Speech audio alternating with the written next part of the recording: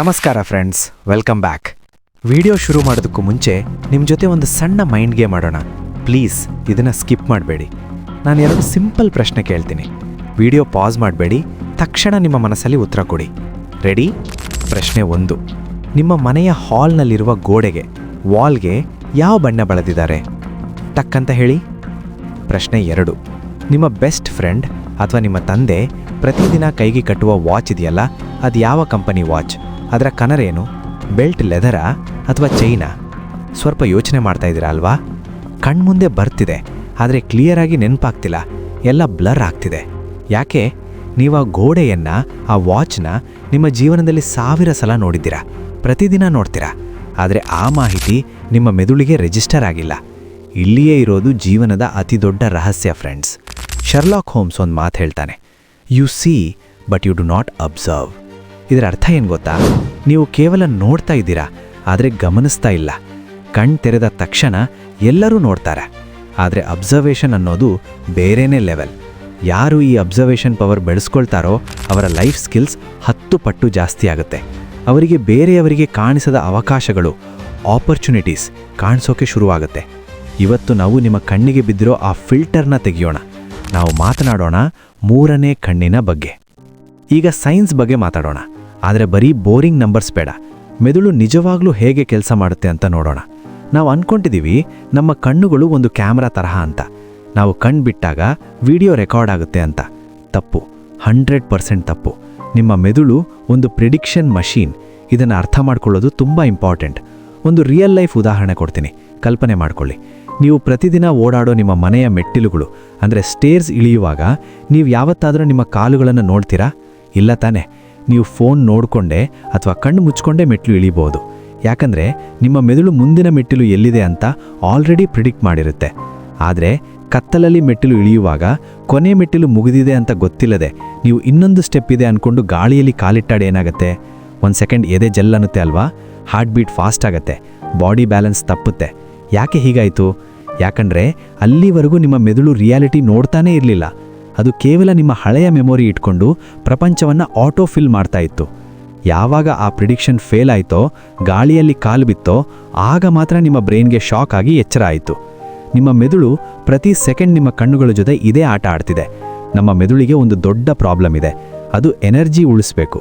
ಪ್ರಪಂಚದಲ್ಲಿರುವ ಪ್ರತಿಯೊಂದು ಸಣ್ಣ ವಿಷಯವನ್ನು ಗಮನಿಸ್ತಾ ಕೂತ್ರೆ ಮೆದುಳು ಟಯರ್ಡ್ ಆಗೋಗುತ್ತೆ. ಇದನ್ನೇ ಸೈಕಾಲಜಿಯಲ್ಲಿ ಎಫಿಷಿಯನ್ಸಿ ಪ್ರಿನ್ಸಿಪಲ್ ಅಂತಾರೆ. ಇದು ಸರ್ವೈವಲ್ಗೆ ಒಳ್ಳೆಯದು. ಹುಲಿ ಬಂದರೆ ಯೋಚನೆ ಮಾಡೋಕೆ ಟೈಮ್ ಇರಲ್ಲ, ಓಡಬೇಕು. ಆದರೆ ಮಾಡರ್ನ್ ಲೈಫ್ನಲ್ಲಿ ಇದೇ ನಮಗೆ ಶಾಪ ಆಗಿದೆ. ಯಾಕಂದರೆ ನಿಮ್ಮ ಮೆದುಳು ನಿಮ್ಮನ್ನು ಆಟೋ ಪೈಲಟ್ ಮೋಡ್ನಲ್ಲಿ ಇಟ್ಬಿಟ್ಟಿದೆ.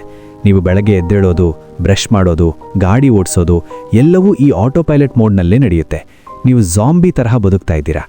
ಪ್ರಾಬ್ಲಮ್ ಏನಂದರೆ, ನೀವು ಆಟೋ ಪೈಲಟ್ನಲ್ಲಿದ್ದಾಗ ನಿಮಗೆ ಹೊಸ ಬಿಸ್ನೆಸ್ ಐಡಿಯಾ ಹೊಳೆಯಲ್ಲ, ನಿಮಗೆ ಜನರ ಸುಳ್ಳು ಗೊತ್ತಾಗಲ್ಲ, ನಿಮಗೆ ಪ್ರಪಂಚದ ಸೌಂದರ್ಯ ಕಾಣಲ್ಲ. ನೀವು ಬರೀ ಹಳೆಯ ಪ್ಯಾಟರ್ನನ್ನೇ ರಿಪೀಟ್ ಮಾಡ್ತೀರಾ. ಈ ಪ್ರಿಡಿಕ್ಷನ್ ಲೂಪನ್ನು ಬ್ರೇಕ್ ಮಾಡೋದೇ ಅಬ್ಸರ್ವೇಷನ್. ಭಾರತೀಯ ತತ್ವಶಾಸ್ತ್ರದಲ್ಲಿ ಇದನ್ನೇ ಅಜ್ಞಾಚಕ್ರ ಅಥವಾ 3ನೇ ಕಣ್ಣು ಅಂದರು. ಮಾಡರ್ನ್ ಸೈಕಾಲಜಿ ಇದನ್ನು ಮೆಟಾಕಾಗ್ನಿಷನ್ ಅನ್ನುತ್ತೆ. ಹಾಗಾದರೆ ಈ ಆಟೋ ಪೈಲಟಿಂದ ಹೊರಗೆ ಬಂದು ರಿಯಾಲಿಟಿ ನೋಡೋದು ಹೇಗೆ? ಇದಕ್ಕೆ ನಾನು 4 ಹಂತದ ಒಂದು ಪವರ್ಫುಲ್ ಫಾರ್ಮುಲಾ ಕೊಡ್ತೀನಿ. ಅದನ್ನು ಆಯಿಲ್ ಫ್ರೇಮ್ವರ್ಕ್ ಅಂತ ಕರೆಯೋಣ. ಹಂತ 1, ಓ ಅಬ್ಸರ್ವ್, ಫೋರ್ಸ್ ದ ಗ್ಲಿಚ್. ಮೊದಲನೇ ಕೆಲಸ ನಿಮ್ಮ ಮೆದುಳಿನ ಆಟೋ ಕಂಪ್ಲೀಟ್ನ ನಿಲ್ಲಿಸೋದು. ಹೇಗೆ? ನಾವೆಲ್ಟಿ ಅಂದರೆ ಹೊಸತನ ಹುಡುಕುವ ಮೂಲಕ. ನಾಳೆಯಿಂದ ಒಂದು ಗೇಮ್ ಆಡಿ, ದಿನಕ್ಕೆ 5 ನಿಮಿಷ ಸೈಲೆಂಟ್ ವಾಕ್ ಮಾಡಿ, ಫೋನ್ ಸ್ವಿಚ್ ಆಫ್ ಮಾಡಿ. ಆದರೆ ಸುಮ್ಮನೆ ನೋಡಬೇಡಿ, ನಿಮ್ಮ ಮೆದುಳಿಗೆ ಚಾಲೆಂಜ್ ಹಾಕಿ. ನಾನು ಈ ರೋಡ್ನಲ್ಲಿ ಮೊದಲು ನೋಡದೇ ಇರುವ 3 ಹೊಸ ವಿಷಯಗಳನ್ನು ಇವತ್ತು ಕಂಡುಹಿಡಿತೀನಿ. ಅದು ಗೋಡೆ ಮೇಲಿರೋ ಒಂದು ಸಣ್ಣ ಬಿರುಕು ಇರಬಹುದು ಅಥವಾ ಹೂವಿನ ಬಣ್ಣ ಇರಬಹುದು. ಯಾವಾಗ ನೀವು ಹೀಗೆ ಹುಡುಕ್ತೀರೋ ನಿಮ್ಮ ಮೆದುಳು ಪ್ರಿಡಿಕ್ಷನ್ ಮೋಡಿಂದ ರೆಕಾರ್ಡಿಂಗ್ ಮೋಡ್ಗೆ ಬರುತ್ತೆ. ಇದನ್ನು ಝೆನ್ ಬುದ್ಧಿಸಮ್ನಲ್ಲಿ ಶೋಷಿನ್ ಅಥವಾ ಬಿಗಿನರ್ಸ್ ಮೈಂಡ್ ಅಂತಾರೆ, ಮಗುವಿನ ತರಹ ನೋಡೋದು. ಹಂತ 2, A analyse, question the reality. ಈಗ ನೀವು ನೋಡಿದ್ರಿ, ನೆಕ್ಸ್ಟ್ ಸ್ಟೆಪ್ ಪ್ರಶ್ನೆ ಕೇಳೋದು. ಲೆಜೆಂಡ್ರಿ ಇನ್ವೆಸ್ಟರ್ ಚಾರ್ಲಿ ಮಂಗರ್ ಹೇಳ್ತಾರೆ, ಆಲ್ವೇಸ್ ಇನ್ವರ್ಟ್. ನೀವು ನೋಡಿದ್ದನ್ನು ಉಲ್ಟಾ ಮಾಡಿ ಯೋಚನೆ ಮಾಡಿ. ಉದಾಹರಣೆಗೆ, ನೀವೊಂದು ಟೀ ಅಂಗಡಿ ನೋಡ್ತೀರಾ, ಅಲ್ಲಿ ಜನ ಜಾಸ್ತಿ ಇದ್ದಾರೆ. ಸಾಮಾನ್ಯ ಮನುಷ್ಯ ಓಹ್ ರಶ್ ಇದೆ ಅಂತ ಹೋಗ್ತಾನೆ. ಆದರೆ ಅಬ್ಸರ್ವರ್ ಅನಲೈಸ್ ಮಾಡ್ತಾನೆ, ಇಲ್ಲಿ ಯಾಕಿಷ್ಟು ರಶ್ ಇದೆ? ಇವರ ಟೀ ಟೇಸ್ಟ್ ಬೇರೆನಾ? ಅಥವಾ ಇವರು ಜನರ ಜೊತೆ ಮಾತಾಡೋ ರೀತಿ ಚೆನ್ನಾಗಿದೆಯಾ? ಅಥವಾ ಲೊಕೇಶನ್ ಕಾರಣನಾ? ಇದನ್ನೇ ಫಸ್ಟ್ ಪ್ರಿನ್ಸಿಪಲ್ಸ್ ಥಿಂಕಿಂಗ್ ಅಂತಾರೆ. ಯಾವುದೇ ವಿಷಯದ ಮೂಲಕ್ಕೆ ಹೋಗೋದು. ಪ್ರತಿದಿನ ರಾತ್ರಿ ಜರ್ನಲ್ ಬರೀರಿ, ಇವತ್ತು ನಾನು ನೋಡಿದ್ರಲ್ಲಿ ನನಗೇನು ಅರ್ಥ ಆಯಿತು ಅಂತ. ಹಂತ 3, ಇಂಪ್ಲಿಮೆಂಟ್, ರೀವೈರ್ ದ ಬ್ರೈನ್. ನೋಡಿ ಫ್ರೆಂಡ್ಸ್, ಮಾಹಿತಿ ಇದ್ದರೆ ಸಾಕಲ್ದು, ಆ್ಯಕ್ಷನ್ ಬೇಕು. ನೀವು ಸ್ವಿಮ್ಮಿಂಗ್ ಬಗ್ಗೆ 100 ವಿಡಿಯೋ ನೋಡಬಹುದು, ಆದರೆ ನೀರಿಗಿಳಿಯೋವರೆಗೂ ನೀವು ಸ್ವಿಮ್ಮರ್ ಆಗಲ್ಲ. ಸೈಕಾಲಜಿಸ್ಟ್ ಆಂಡರ್ಸ್ ಎರಿಕ್ಸನ್ ಅವರ ಡೆಲಿಬ್ರೇಟ್ ಪ್ರಾಕ್ಟೀಸ್ ಥಿಯರಿ ಇಲ್ಲೂ ಅಪ್ಲೈ ಆಗುತ್ತೆ. ನೀವು ಅಬ್ಸರ್ವ್ ಮಾಡಿದ್ದನ್ನು ನಿಮ್ಮ ಲೈಫ್ನಲ್ಲಿ ಅಳವಡಿಸ್ಕೊಳ್ಳಿ. ಟೀ ಅಂಗಡಿ ಉದಾಹರಣೆ ತಗೊಳ್ಳಿ. ಅವರು ಕಸ್ಟಮರ್ಗೆ ಸ್ಮೈಲ್ ಮಾಡಿ ಮಾತಾಡಿಸ್ತಾರೆ, ಅದಕ್ಕೆ ಬಿಸ್ನೆಸ್ ನಡೀತಿದೆ ಅಂತ ಅಬ್ಸರ್ವ್ ಮಾಡಿದರೆ ಅದನ್ನು ನಿಮ್ಮ ಆಫೀಸ್ನಲ್ಲಿ, ನಿಮ್ಮ ಲೈಫ್ನಲ್ಲಿ ಇಂಪ್ಲಿಮೆಂಟ್ ಮಾಡಿ. ಆಗ ಮಾತ್ರ ನಿಮ್ಮ ಮೆದುಳಿನ ವೈರಿಂಗ್ ಚೇಂಜ್ ಆಗುತ್ತೆ. ಹಂತ 4, ಲರ್ನ್, ದ ಫೈನ್ಮೆಂಟ್ ಟೆಸ್ಟ್. ನೀವು ಕಲಿತಿದ್ದನ್ನು ನಿಜವಾಗ್ಲೂ ಅರ್ಥ ಮಾಡ್ಕೊಂಡಿದ್ದೀರಾ ಅಂತ ಚೆಕ್ ಮಾಡೋಕ್ಕೆ ಒಂದು ಟೆಸ್ಟ್ ಇದೆ. ಅದನ್ನು ಫೈನ್ಮೆಂಟ್ ಟೆಕ್ನಿಕ್ ಅಂತಾರೆ. ನೀವು ಕಲಿತ ವಿಷಯವನ್ನು ಒಬ್ಬ 10 ವರ್ಷದ ಮಗುವಿಗೆ ಸರಳ ಭಾಷೆಯಲ್ಲಿ ಅರ್ಥ ಮಾಡಿಸೋಕೆ ಸಾಧ್ಯನಾ? ಸಾಧ್ಯ ಇಲ್ಲ ಅಂದರೆ ನೀವಿನ್ನೂ ಕಲ್ತಿಲ್ಲ, ನಿಮಗೆ ಇನ್ನೂ ಕ್ಲಾರಿಟಿ ಇಲ್ಲ ಅಂತ ಅರ್ಥ. ಸೊ ವಾರಕ್ಕೆ ಒಂದೇ ವಿಷಯ ಕಲಿಯಿರಿ, ಅದನ್ನು ನಿಮ್ಮ ಫ್ರೆಂಡ್ಸ್ಗೆ ಅಥವಾ ಕನ್ನಡಿ ಮುಂದೆ ನಿಂತು ಎಕ್ಸ್ಪ್ಲೈನ್ ಮಾಡಿ. ಈಗ ಈ ಪ್ರಾಸೆಸ್ನ ಫಾಸ್ಟ್ ಮಾಡೋಕ್ಕೆ 5 ಸೈಂಟಿಫಿಕ್ ಟೂಲ್ಸ್ ಹೇಳ್ತೀನಿ. 1, mindfulness meditation, cleaning the RAM. ಇದು ಬರೀ ಕಣ್ಮುಚ್ಚಿ ಕೂರೋದಲ್ಲ. ಹಾರ್ವರ್ಡ್ ಮೆಡಿಕಲ್ ಸ್ಕೂಲ್ ಸ್ಟಡಿ ಪ್ರಕಾರ ದಿನಕ್ಕೆ 10 ನಿಮಿಷ ಮೆಡಿಟೇಷನ್ ಮಾಡಿದರೆ ನಿಮ್ಮ ಮೆದುಳಿನ ಪ್ರೀಫ್ರಾಂಟಲ್ ಕಾರ್ಟೆಕ್ಸ್ ದಪ್ಪ ಆಗತ್ತೆ. ಇದು ನಿಮ್ಮ ಫೋಕಸ್ ಮಸಲ್. ಇದು ಎಷ್ಟು ಸ್ಟ್ರಾಂಗ್ ಇರುತ್ತೋ ನಿಮ್ಮ ಅಬ್ಸರ್ವೇಷನ್ ಅಷ್ಟು ಶಾರ್ಪ್ ಇರುತ್ತೆ. 2, spaced repetition, the save button.